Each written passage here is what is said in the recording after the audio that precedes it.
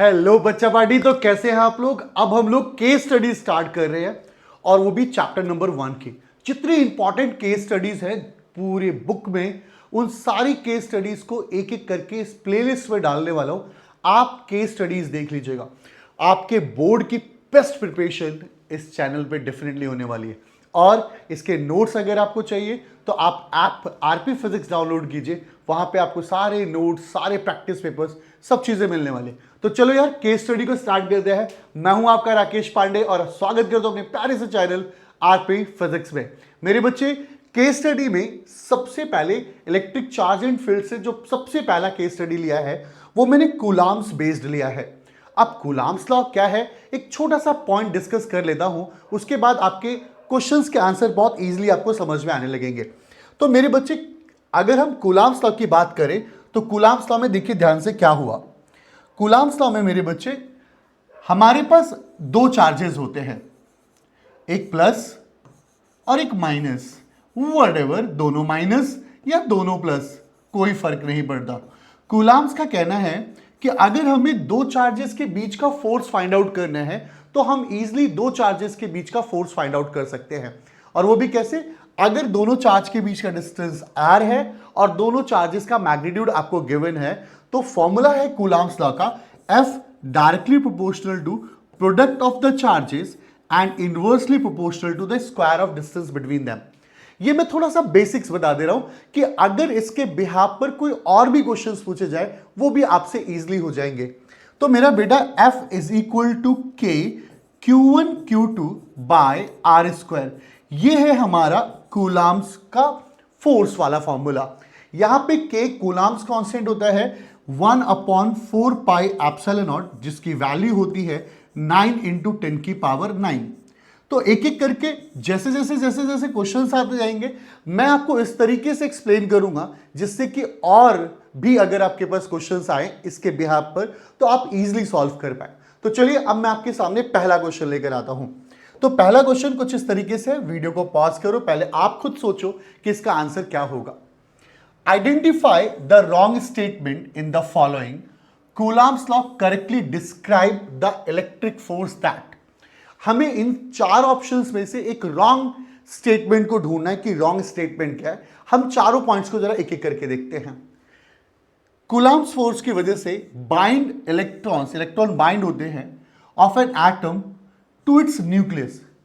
देखिए मेरे बच्चे, एक एटम है मेरे पास और ये न्यूक्लियस है। हम सबको पता है कि न्यूक्लियस के ऊपर प्लस चार्ज होता है और इलेक्ट्रॉन के ऊपर माइनस चार्ज होता है, और इन दोनों के बीच में कुछ डिस्टेंस होता है वो r। और देखिए ना, अगर मेरे पास दो चार्जेस हैं तो ऑब्वियसली इलेक्ट्रॉन न्यूक्लियस से बाइंड होगा, वो भी कूलम्ब फोर्स की वजह से। तो ये वाली स्टेटमेंट तो करेक्ट है। Bind the protons and the neutron in the nucleus of atom. देखिए मेरे बच्चे, न्यूक्लियस में जो प्रोटॉन्स और ये न्यूक्लियस मान लेते हैं, आप सबको पता है न्यूक्लियस में प्रोटॉन और न्यूट्रॉन रहते हैं और न्यूट्रॉन पे कोई चार्ज नहीं होता है। तो अब जब न्यूट्रॉन्स पे चार्ज नहीं होता तो ये कहते हैं प्रोटॉन और न्यूट्रॉन को जो बाइंड करता है वो है हमारा कूलम्ब फोर्स। जब एक बॉडी पे चार्ज ही नहीं है, एक प्रोटॉन पे चार्ज है पर न्यूट्रॉन पे कोई चार्जेस नहीं है, तो इन पे फोर्स लगेगा ही नहीं। तो यहां पे कूलम्ब फोर्स नहीं है। तो ये ऑप्शन बी इज इनकरेक्ट, यहां पे बी इनकरेक्ट है। और एक और चीज, जो दोनों प्रोटॉन्स बाइंडेड हैं, जो दोनों प्रोटॉन्स बाइंडेड है, अगर प्रोटॉन्स की बात करें तो जो दोनों प्रोटॉन्स बाइंडेड है, अगर प्रोटॉन के बीच में, तो कूलम्ब फोर्स क्यों नहीं लग सकता, बिल्कुल लग सकता है, और साथ में न्यूक्लियर फोर्सेस भी लगता है। तो अब आता है थर्ड पॉइंट। वैसे तो हमारा आंसर आ चुका है बी, आप चेक कर लीजिए कि आपकी स्टेटमेंट क्या थी, बट सी पॉइंट को भी मैं थोड़ा सा डिस्क्राइब करना चाहता हूं। Bind atom together to form a molecules. मेरा बच्चा, मतलब एटम्स, मतलब बाइंड एटम्स टुगेदर, वो छोटे छोटे एटम्स को बाइंड करता है जिससे कि वो एक नया मॉलिक्यूल्स बना सके। ऑब्वियसली मेरे बच्चे, एटम्स जब वो बाइंड होगा तो एक मॉलिक्यूल्स फॉर्म होगा, और जब एटम एटम बाइंड्स होते हैं, जुड़ते हैं आपस में, वहां पर भी कूलम्बिक फोर्स लगता है। अब यहां पर बात करते हैं binds atom and molecules to form a solid. एक एग्जांपल देता हूं, हम एटम्स और मॉलिक्यूल्स को बाइंड कर देते हैं, सॉलिड्स फॉर्मेशन में जैसे Na+ और Cl- है, दो चीजें मिली, दो चार्जेस मिले और हमारा एक सॉलिड फॉर्मेशन हो गया।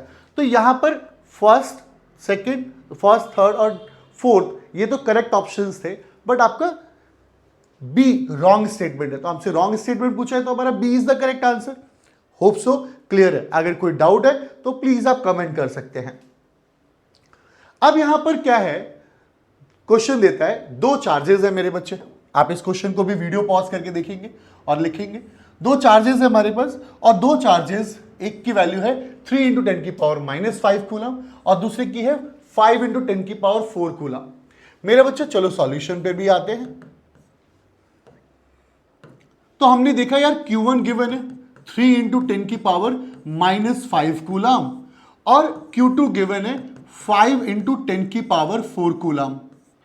Placed at a distance 10 centimetre, 10 centimetre bound है। आपको पता है जो डिस्टेंस होना चाहिए वो मीटर में होना चाहिए, यानी 10 × 10⁻⁻2 मीटर। अच्छा बच्चों, आजकल देख रहा हूं कि कन्वर्जन्स में प्रॉब्लम है, तो ये छोटी छोटी कन्वर्जन्स याद रखो यार। सेंटीमीटर से मीटर जाना है, आप डेसिमल्स मत घुमाओ, नहीं, अगर दिक्कत हो रही तो 10⁻2 कर दो। अब यहां से आपको 10⁻1 मीटर मिल जाएगा। ये डिस्टेंस आ गया बेटा। The value of electrostatic force acting between them, हमें फोर्स फाइंड आउट करना है। तो मेरा बेटू फोर्स का formula Q1 Q2 r square होना है। तो चलो वैल्यूज को पुट करते हैं। तो देखेंगे 9 × 10⁹, 3 × 5 × 10⁻, इसका पावर है -5 और इसका पावर है +4। मैंने पावर से एक साथ रख दी और यहां पर 10⁻⁻1 का होल स्क्वायर कर दिया। अब यहां पर मुझे क्या मिला देखो, F = 9, 15, 135 × 10⁻9, 4 13 और -5, 13 और -5 8 हो गया और ये ऊपर आया तो ये प्लस का 2 हो गया, यानी आंसर आया 135 × 10⁻10। चलो ऑप्शन देख लेते हैं। अगर ये तो दिया हुआ है तो देखो 10⁻10 पर डेसिमल है, ये ऑप्शन नहीं हो सकता, ये तो दोनों है ही नहीं।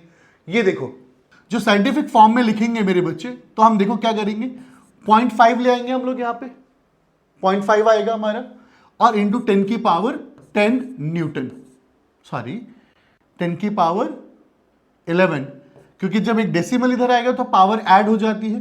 तो हमारे पास फोर्स की वैल्यू आ गई मेरी बेटा 13.5 × 10⁻11 newton. Hope so option B is correct. आपका भी आंसर सही मैच कर रहा होगा मेरे बच्चे। चलो अब हम नेक्स्ट केस स्टडीज पर नेक्स्ट पॉइंट पर आते हैं। Sorry, each of 2 point charge is doubled and their distance is half, force of interaction becomes n times, force n times बन जाता है। चलो अगर मैं इनिशियल फोर्सेस की बात करूं तो इनिशियल फोर्सेस देखते हैं, इनिशियल फोर्सेस क्या होंगे। देखो सॉल्यूशन पर आऊं तो देखेंगे हम लोग, हमारे पास F का फॉर्मूला होता है K Q upon R square, तो यानी K Q²/R²।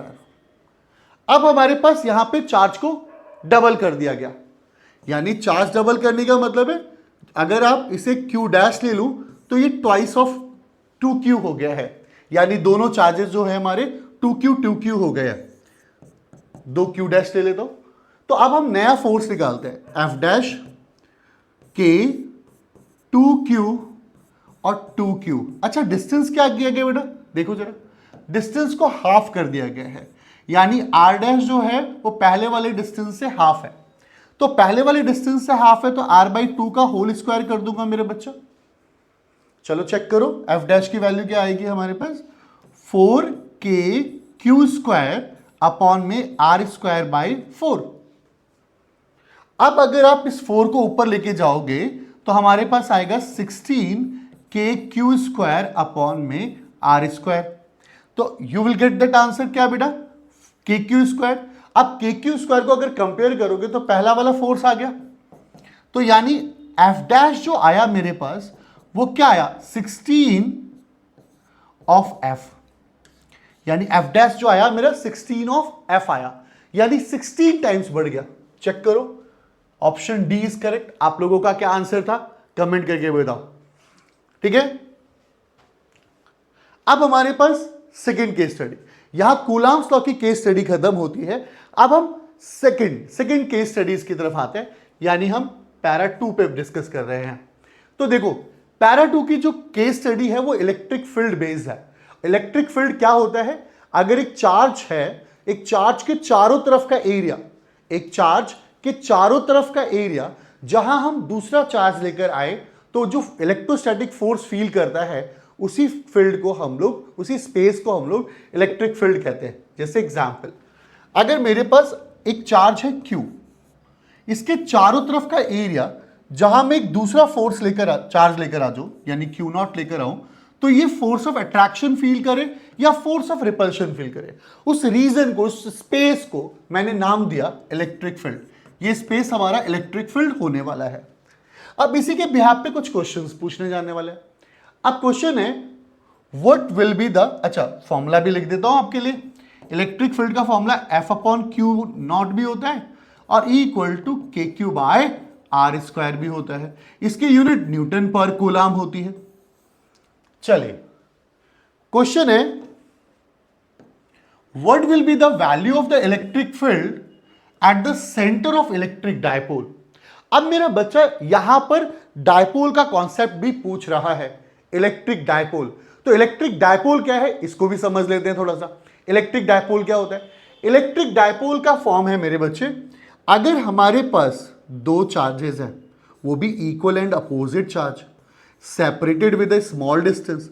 अगर equal and opposite charge separated with a small distance है तो इस पूरे अरेंजमेंट को कहते हैं electric dipole. This is a electric dipole. अगर आप इस डायपोल की स्ट्रेंथ फाइंड आउट करना चाहते हैं, यानी डायपोल मोमेंट फाइंड आउट करना चाहते हैं, तो डायपोल मोमेंट कैसे फाइंड आउट कर पाएंगे आप? तो देखिए इसे P से डिनोट करते हैं, product of the charge and the smallest distance between them, यानी P = Q × 2a, यानी प्रोडक्ट ऑफ द चार्ज और स्मॉलेस्ट डिस्टेंस बिटवीन देम, इन दोनों के मैग्नीट्यूड निकालें तो हमें डायपोल मोमेंट मिलता है। चलो जब हम इलेक्ट्रिक डायपोल मोमेंट ही पढ़ रहे हैं तो थोड़ी सी और केस स्टडीज कर लेते हैं। इलेक्ट्रिक डायपोल मोमेंट, इसकी यूनिट होती है न्यूटन कूलाम मीटर इसकी यूनिट होती है। इसकी जो डायरेक्शन होती है फ्रॉम नेगेटिव टू पॉजिटिव, यानी डायपोल मोमेंट की डायरेक्शन नेगेटिव टू पॉजिटिव। यार केस स्टडी कराने के पीछे रीजन क्या है कि एक बार चैप्टर का ओवरव्यू हो जाए मेरे बेटा, चैप्टर का ओवरव्यू हो जाएगा तो आपको जो और भी क्वेश्चन समझने में हेल्प मिलने वाली है। तो चलो यहां पे देखते हैं अब क्या हुआ। इस क्वेश्चन में देखो क्या हुआ कि हमसे पूछा जा रहा है कि इलेक्ट्रिक डायपोल के सेंटर पे इलेक्ट्रिक फील्ड क्या होगा। चलो ये डायपोल है, ये प्लस चार्ज है और ये माइनस चार्ज है, और ये डिस्टेंस a है और ये डिस्टेंस a है।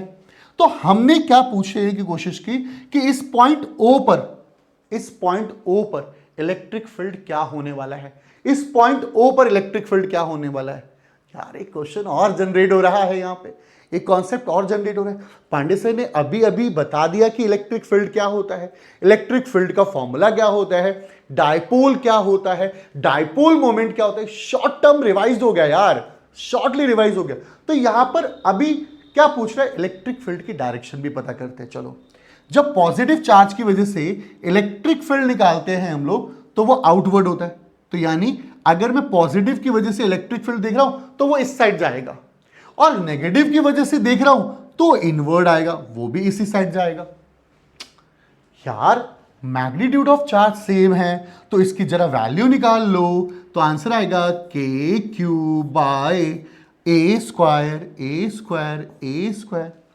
यार इस पॉइंट पर इलेक्ट्रिक फील्ड निकाला मैंने प्लस Q चार्ज की वजह से, और माइनस Q चार्ज की वजह से निकालूंगा तो फॉर्मूला आएगा KQ/A²। सर माइनस नहीं लिया। यार इलेक्ट्रिक फील्ड जब निकाल रहे होते हैं तो आपको साइन कन्वेंशन नहीं लेना होता है, आप बस मैग्नीट्यूड की बात कर रहे हैं तो आपको मैग्नीट्यूड लेना है, that will be the KQ/A²।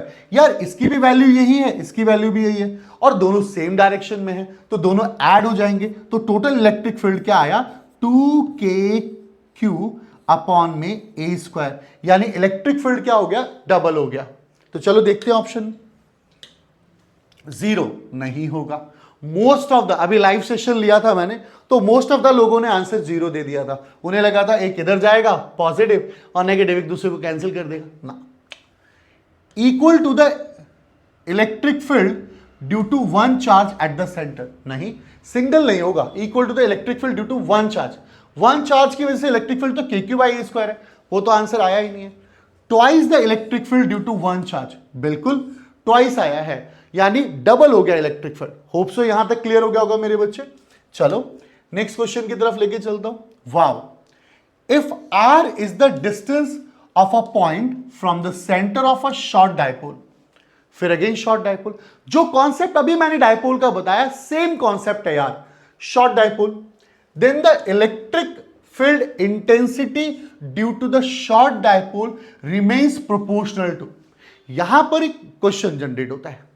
देखो यार, अगर हमसे शॉर्ट डायपोल की बात करता है तो शॉर्ट डायपोल की वजह से, यानी एक प्लस चार्ज है और एक माइनस चार्ज है, और ये डिस्टेंस ए और ये डिस्टेंस ए है, ये डायपोल है। इस डायपोल की वजह से अगर इलेक्ट्रिक फील्ड उसी डायरेक्शन में पी पॉइंट पे निकालते हो तो इस पॉइंट का नाम है एक्सियल, यानी electric field due to dipole at axial point. तो एक्सियल का आंसर आएगा, that will be K P 2kp by R cube, 2kp by R cube. याद रहे ये जो डिस्टेंस होता है वो r होता है फ्रॉम द सेंटर, और हम a को इग्नोर कर देते हैं इस डेरिवेशन में, पहले करी हुई हमने, अभी डेरिवेशन पे जाने की जरूरत नहीं है, आपको कॉन्सेप्ट समझना ही है पे। बट अगर वही इक्वेटोरियल पॉइंट पे निकालते हैं हम लोग, इक्वेटोरियल पॉइंट पे अगर ये प्लस क्यू है और ये माइनस क्यू है, और ये इस पॉइंट पर अगर मैंने कहीं आर है, ये ए है और ये ए है, इस पॉइंट पी पर अगर इलेक्ट्रिक फील्ड फाइंड आउट करना होता मुझे, तो मैं इलेक्ट्रिक फील्ड कैसे फाइंड आउट करता? तो ई इक्वेटोरियल कैसा होता मेरे बच्चे, दैट विल बी द के पी बाय आर क्यूब। अच्छा एक चीज और ध्यान से सुनना मेरी बात को, ई इक्वेटोरियल आया के पी बाय आर क्यूब, तो ध्यान से सुनना। आप देख रहे हो यार, अगेन इस टॉपिक पे आने से पहले मैं सोच रहा हूं यार रिवीजन भी तो हो जाए हमारा। ई एक्सियल ई इक्वेटोरियल दिख रहा है आपको, तो मैं एक रिलेशन देख पा रहा हूं कि यार ई एक्सियल जो है वो ट्वाइस है यार, डबल है किसके, ई इक्वेटोरियल के। तो आपको ये लाइन भी लिख लेनी है, ये लाइन भी बहुत इंपॉर्टेंट होनी है कि E axial twice of E equatorial होने वाला है। तो चलो ये तो था basic concept about the dipole, चल रहा है टॉपिक तो साथ साथ ही कर ले रहे। तो मेरा बच्चा ध्यान से देख क्या हुआ कि प्रोपोर्शनल टू द प्रोपोर्शनल मतलब अगर हम के और पी को कांस्टेंट मान ले तो आर क्यूब ऊपर जाएगा तो यानी -3। देखो ये ऑप्शन होगा नहीं, ये ऑप्शन नहीं होगा, -3 प्रोपोर्शनल बोल रहा है, मतलब प्रोपोर्शनल मतलब ऊपर लेके जाओगे तो आर की पावर -3 आएगा ना, तो this is the answer, E equatorial equal to r -3, यानी उसके प्रोपोर्शनल होगा। होप सो समझ में आया होगा। नेक्स्ट वाले पॉइंट पर लेके आता हूं, वाव लेवल का क्वेश्चन है, अच्छा क्वेश्चन है। एक इलेक्ट्रिक डायपोल है, coincide on a Z axis, Z axis पे कोइंसाइड्स होता है। देखो यार मैं इसका ना कॉम्प्लिकेटेड डायग्राम नहीं बनाना चाहता, मैं चाहता हूं सिंपल से समझ जाओ। वैसे ये एक्स एक्सिस मानते हैं आप लोग, ये वाई एक्सिस मान लेते हैं आप लोग, और आप इसको जेड एक्सिस मानते हैं, मान लीजिए भाई, मैं कम मना कर रहा हूं। आप चाहें तो आप सीधा सीधा ये बोल दीजिए तो भी कोई प्रॉब्लम नहीं है कि सर इस वाली लाइन को मैंने जेड एक्सिस माना, ठीक है। इसके बाद क्या हुआ, it's mid point is on the origin, इसका जो मिड पॉइंट है यानी ये वाला पॉइंट वो ऑरिजिन पे है, यानी ये ए और ये ऑरिजिन पर है, यानी ये भी ए और ये भी ए, ये ऑरिजिन पर है। अब जब ये ऑरिजिन पर है तो क्या देखने को मिलेगा, आप ध्यान से सुनना यार, यानी इक्वल पार्ट पे ए और ए पार्ट पे डिवाइड हुआ। मैं इसको कह ले रहा हूं कि यार ये चलो प्लस क्यूब रहा होगा और ये मान लेता हूं मैंने माइनस क्यू रहा होगा। अब यहां पे देखो क्या कहते हैं, the electric field eight axial point at a distance Z from origin is E Z. Okay, इस ऑरिजिन से, ये ऑरिजिन से अगर मैं एक इलेक्ट्रिक फील्ड निकालूं जिसका डिस्टेंस जो है वो z है, यानी इस पॉइंट पर electric field, oh my God, ये तो सीधी सीधी सी बात है यार, ये एक्सियल वाली बात हो रही है।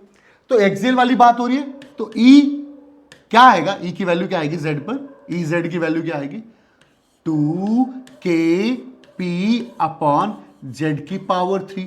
अभी थोड़ी देर पहले मैंने एक्सियल के लिए आपको ये डेरिवेशन लिखवाई थी 2kp बाय आर क्यूब, तो यहां पे देखा आपने 2kp बाय जेड क्यूब हो गया। डिस्टेंस z दिया हुआ है, अगर आप चाहें, आपने इसे z एक्सिस माना हुआ है तो लो ना यार, मैं इस पॉइंट पर z मान ले रहा हूं, इस पॉइंट पर इलेक्ट्रिक फील्ड का फॉर्मूला जाएगा z पॉइंट पर 2kp by z cube, okay. And electric field at equatorial point at a distance y, मैंने इस डिस्टेंस को y ले लिया फ्रॉम ऑरिजिन, और यहां पर इलेक्ट्रिक फील्ड y के अलोंग निकाला। इक्वेटोरियल आप चाहते हो यहां पे तो लो, मैंने यहां पे निकाला, थोड़ा सा खतरनाक सा डायग्राम हो जाएगा बस। यहां पर इक्वेटोरियल y पे निकालोगे तो आंसर आएगा, अभी पता चला था kp अपॉन में y क्यूब। कब, जब z और y दोनों बराबर है और दोनों के दोनों ग्रेटर हैं a से। अब जब ये केस आता है कि एक मतलब जो भी कोऑर्डिनेट्स हैं, जो भी डिस्टेंस r है, अगर वो बड़े हैं डायपोल के डिस्टेंस से तो हम a को इग्नोर कर देते हैं, तभी तो जाकर हमारा ये फॉर्मूला बनता है। नहीं बना होता तो क्या होता, तो अभी आप यहां पर इस जगह पर कैलकुलेट करेंगे इलेक्ट्रिक फील्ड तो आपको पता चलेगा kp by r plus r square plus a square 3/2, ये हमारा आंसर आता था kp by r square plus a square 3/2। ये तो जब हम a को इग्नोर नहीं करते थे। चलो थोड़ी सारी बातें क्वेश्चन पर आते हैं। तो भाई z और y बराबर है, तो ये कहता है भाई दोनों का मैग्नीट्यूड रेशियो निकालो। चलो भाई, यानी मेरे को Ez अपॉन में Ey निकालना है। याद रहे y और z बराबर हैं, तो Ez क्या है 2kp अपॉन जेड क्यूब, यहाँ 2 नहीं होगा, kp अपॉन में y क्यूब।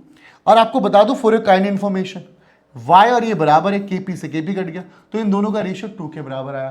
तो आंसर कहां गया भाई, answer D is correct, answer D is correct. Hope so मेरे बच्चे ये चीज समझ में आ गई होगी। Okay, now an electric dipole of dipole moment P is placed in a uniform electric field. वाह यार, इलेक्ट्रिक फील्ड का कॉन्सेप्ट आ गया, यानी इलेक्ट्रिक फील्ड में हमने क्या किया, डायपोल को प्लेस कर दिया। तो मेरे बच्चों मैं आपको थोड़ा रिवाइज तो करा दूं। एक इलेक्ट्रिक फील्ड है मेरे पास, यूनिफॉर्म इलेक्ट्रिक फील्ड है, और उस यूनिफॉर्म इलेक्ट्रिक फील्ड में क्या हुआ, मैंने डायपोल प्लेस कर दिया और डायपोल है 2a। अब जब डायपोल प्लेस कर दिया मैंने, अब मैंने कहा ये हमारा प्लस q चार्ज है और ये माइनस q चार्ज है। अब हमें पता है फोर्स इस डायरेक्शन में लगेगा, क्योंकि अगर ये इलेक्ट्रिक फील्ड माना है तो इलेक्ट्रिक फील्ड की ये साइड पॉजिटिव मानी जाएगी, ये नेगेटिव। क्यों, क्योंकि पॉजिटिव से इलेक्ट्रिक फील्ड बाहर की तरफ निकलता है और नेगेटिव से इलेक्ट्रिक फील्ड अंदर की तरफ आता है। तो यहां पर देखा मैंने E प्लस वाला है और E माइनस वाला है, तो इलेक्ट्रिक फील्ड प्लस से माइनस की तरफ जा रहा है।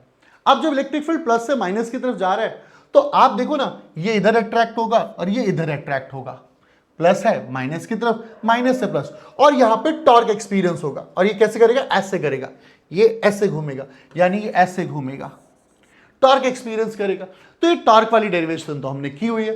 तो जब टॉर्क एक्सपीरियंस करेगा तो टॉर्क का फॉर्मूला आता है that will be the PE sin theta, और अगर वेक्टर में लिख रहे हो तो P क्रॉस E। अब हमसे क्वेश्चन पूछता है, चलो क्वेश्चन की तरफ चलते हैं।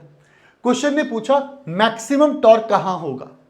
तो भाई साहब जब साइन थीटा मैक्सिमम होगा तो टॉर्क मैक्सिमम होगा, और थीटा 90 डिग्री पर साइन की वैल्यू मैक्सिमम होती है, यानी थीटा 90 डिग्री पर, यानी मैक्सिमम टॉर्क की बात कर रहे हैं। तो हमने क्या किया, थीटा 90 ले लिया, तो आंसर क्या आया टॉर्क का, PE। This is the torque. Answer देखते हैं, option A is correct. Hope so ये वाला क्लियर हो गया।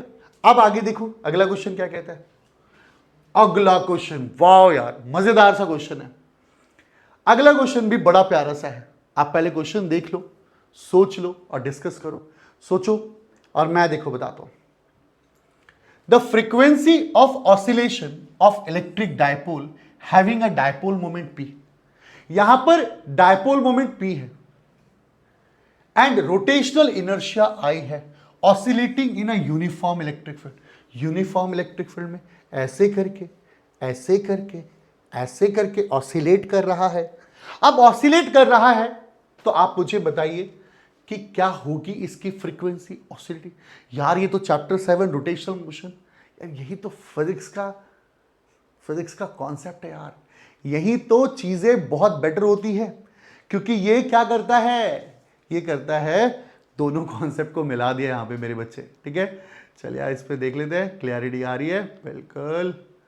तो अब यहां पे दो कॉन्सेप्ट मिला दिए। टॉर्क इक्वल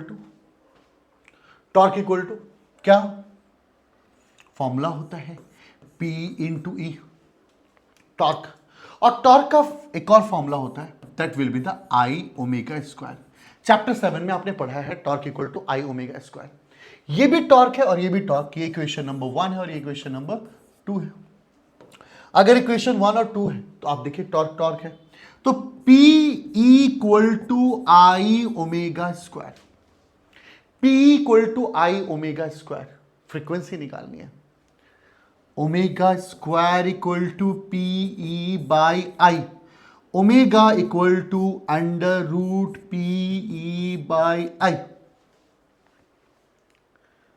ओमेगा को हम लिख सकते हैं 2 pi f frequency, under root P E by I, frequency कितनी आ जाएगी 1/2 पाई पी ई बाई आई। ये फ्रीक्वेंसी आ गई, ये फ्रीक्वेंसी की वैल्यू है। तो ये हमारी फ्रीक्वेंसी अगर आ गई तो मैच कौन सी कर रही है, बी ऑप्शन इज करेक्ट। था मजेदार क्वेश्चन मेरे बच्चे। चलो, oh my God, now the third para is coming. अब गॉस थ्योरम आता है थर्ड पैरा पे जब गॉस थ्योरम आता है मेरे बच्चे, तो गॉस थ्योरम में क्या हुआ, ध्यान से सुनना है। गॉस थ्योरम में क्या होता है कि गॉस थ्योरम जब पढ़ा रहा हूं, तो अगर एक चार्ज एक स्फीयर में इंक्लोज्ड है, क्लोज सरफेस में इंक्लोज्ड है, तो उसका जो टोटल फ्लक्स होगा फाई, वो टोटल चार्ज इंक्लोज अपॉन में एप्सिलॉन नॉट होगा। Phi equal to q by epsilon naught, यानी इलेक्ट्रिक फ्लक्स, या कह सकते हैं line integral of EDS cos theta is equal to q upon में एप्सिलॉन नॉट। ये हमारा ईडीएस कॉस थीटा अपॉन में क्यू अपॉन में एप्सिलॉन नॉट हो गया। अब यार यहां पे ध्यान से सुनो, ये फ्लक्स है। जब फ्लक्स है तो क्या ही टेंशन है, तो फ्लक्स का ये फॉर्मूला होता है that will be E into D S cos theta. पहला क्वेश्चन पूछता है कि भाई इलेक्ट्रिक फ्लक्स की एसआई यूनिट्स क्या होगी, तो आप यहां पे देखो ध्यान से, ई की यूनिट होती है न्यूटन पर कूलम और इसकी होती है मीटर स्क्वायर। तो newton per coulomb metre square is the correct answer. Newton per coulomb metre square is the correct answer. Option A is correct. अब आते हैं, ये कहता है if E line integral of EDS is equal to 0 inside the surface, that means there is, अगर inside the surface EDS, मतलब ये अगर टर्म 0 है, यानी फ्लक्स की वैल्यू फाई जो है वो 0 आ रहा है। इसका मतलब क्या है, इसका मतलब क्या है कि no net charge present inside the surface. क्या सरफेस में कोई भी चार्ज नहीं है? अरे यार सीधी सी बात है, यस। अगर Q की वैल्यू 0 है तो फ्लक्स जो होगा ऑब्वियसली वो 0 होगा, फ्लक्स विल बी 0। तो आंसर है कि यस, अगर no net charge present inside the surface. अच्छा एक बात हो, इसी बेसिस पे क्वेश्चन और पूछा जाता है कि क्लोज सरफेस में हमने एक डायपोल को प्लेस कर दिया, तो बताओ डायपोल प्लेस कर दिया तो डायपोल की वजह से फ्लक्स क्या होगा, तो भाई साहब डायपोल की वजह से फ्लक्स की वैल्यू क्या होगी, 0 होगी, क्योंकि जो नेट चार्ज है डायपोल का वो 0 होता है। डन मेरा बच्चा, ओके। चलो नेक्स्ट क्वेश्चन पे लेकर आता हूं। नेक्स्ट क्वेश्चन कहता है for a given surface the Gauss's law is stated that EDS is equal to 0. From this we can conclude that, हम इससे क्या कंक्लूड कर सकते हैं, इससे क्या कैलकुलेट कर सकते? अगर गिवन सरफेस गॉस लॉ ये कहता है कि फ्लक्स जीरो है, तो इससे हम क्या समझ सकते हैं कि E is necessary zero on the surface. Surface पे इलेक्ट्रिक फील्ड जीरो होगा? नहीं यार, सरफेस की क्या ही बात कर रहे हैं हम लोग, हमें तो चार्ज इनसाइड देखना है। अगर E perpendicular to the surface है एट एवरी पॉइंट, अगर हर पॉइंट पे इलेक्ट्रिक फील्ड परपेंडिकुलर है, तो देखो ना, हमें पता है phi equal to E D S cos theta. अगर थीटा 90 डिग्री है तो भाई फ्लक्स जीरो हो जाना चाहिए, यानी ईडीएस जीरो हो जाना चाहिए। बट नहीं, डिपेंड करता है कि इलेक्ट्रिक फील्ड एरिया वेक्टर के साथ कितने डिग्री का एंगल बना रहा है। यार इलेक्ट्रिक फ्लक्स एक छोटा मोटा टॉपिक नहीं है, बहुत इंपॉर्टेंट टॉपिक है। तो ये डिपेंड करता है कि भाई साहब, जैसे एग्जांपल देते हैं आपको, छोड़ो, ये हमारे क्यूबिकल ब्लॉक है, कि हमारा क्यूबिकल ब्लॉक है। अब इस क्यूबिकल ब्लॉक में देखिए, हमने कहा कि इलेक्ट्रिक फील्ड की डायरेक्शन ऐसे है, तो इधर तो एरिया वेक्टर के परपेंडिकुलर हो गया इलेक्ट्रिक फील्ड, इस वाले सरफेस के लिए तो जीरो हो गया। बट इस वाले सरफेस के लिए एरिया वेक्टर इस साइड हुआ और इलेक्ट्रिक फील्ड इस साइड हुआ, थीटा जीरो हो गया। बेटा मेरा सरफेस पे ये पेन, सरफेस पे ये पेन परपेंडिकुलर एरिया वेक्टर की डायरेक्शन दिखा रहा है, सरफेस पे ये पेन परपेंडिकुलर एरिया वेक्टर की डायरेक्शन दिखा रहा है। और इलेक्ट्रिक फील्ड सरफेस के परपेंडिकुलर अभी भी है, पर एरिया वेक्टर के साथ। बेटा ये एंगल जो है EDS, it is the angle between electric field and area vector. Area vector समझ रहा है, अगर एरिया के ऊपर परपेंडिकुलर ड्रॉन करोगे तो एरिया वेक्टर की डायरेक्शन ये रही और इलेक्ट्रिक फील्ड की डायरेक्शन भी ये रही। भाई साहब इलेक्ट्रिक फील्ड भी इसी डायरेक्शन में, एरिया भी इसी डायरेक्शन में, थीटा जीरो हो गया। सरफेस के तो परपेंडिकुलर है ना, सरफेस के परपेंडिकुलर होने के बावजूद भी इलेक्ट्रिक फील्ड और एरिया के वेक्टर बीच का एंगल 0 डिग्री हो गया। यहां पे फ्लक्स जीरो नहीं होगा, E इंटू डी एस होगा, फ्लक्स मैक्सिमम होगा। समझ पा रहे हैं मेरे बच्चे? समझ पा रहे हैं ना? नहीं समझ में आए तो कमेंट करना, फिर मैं इसको दूसरे और तरीके से भी समझा सकता हूं। थर्ड है total flux through the surface is zero. अगर टोटल फ्लक्स सरफेस के थ्रू जीरो है तो बल्ले बल्ले है, तो आंसर तो वैसे ही जीरो आने वाला है। फिर क्या जीरो है, तो फ्लक्स जीरो आएगा। अब ये क्वेश्चन देखो, इलेक्ट्रिक फ्लक्स और Gaussian surface A that enclose the charge particle in a free space. भाई साहब गॉसियन सरफेस ये है, भाई इन्होंने क्या हुआ, तीनों चार्जेस को कैप्चर कर रखा है। तो हमें तो गॉसियन सरफेस फाई का फॉर्मूला पता है कि क्यू नेट यानी total charge upon epsilon not. तो टोटल चार्ज कितना भैया, तीनों चार्ज कैप्चर है, तो माइनस का 14 प्लस का 78.85 माइनस का 56 नैनो 10 की power -9 coulomb divided by 8.85 into 10 की पावर -12। तो आपको आंसर मिल रहा है फाई इक्वल टू वॉट, क्या आंसर मिल रहा है, जोड़ो इसको, ये आएगा 8.85 ही, चेक कर लेना, 10 की पावर -9 और 8.85 इंटू 10 की पावर -12। मेरा बच्चा ये को कट गया, ये ऊपर गया, -9 + 12 10 की पावर 3। ओए दोनों 10 की पावर 3 है, पर फ्लक्स की यूनिट होती है Newton per coulomb metre square, Newton per coulomb metre square. तो option A is correct. Hope so clear हो गया होगा। ये तो क्वेश्चन बिल्कुल सेम है। और आते हैं हम, शायद ये लास्ट क्वेश्चन है, और लास्ट क्वेश्चन देखेंगे। Charge Q is first capped in A sphere of radius 5। एक स्फीयर में रखा जिसका रेडियस 5 सेंटीमीटर, ठीक है, रख दे भाई। फिर क्यूब में रख दिया जिसकी साइड 5 सेंटीमीटर है, रख दे भाई। फिर पूछता है फ्लक्स क्या होगा। फ्लक्स एरिया पे डिपेंड नहीं करता। दोनों ही केसेस में सेम होगा, will be same in both cases, her cases में सेम होगा। इस तरीके से हमने चैप्टर 1 के इंपॉर्टेंट केस स्टडीज कर लिए। अब एमसीक्यूज, असर्शन, रीजन, इन सारे क्वेश्चंस को मैं कराने वाला हूं मेरे बच्चे, तो टेंशन नहीं लेने का। ये हमारा रिवीजन का डे 1 है।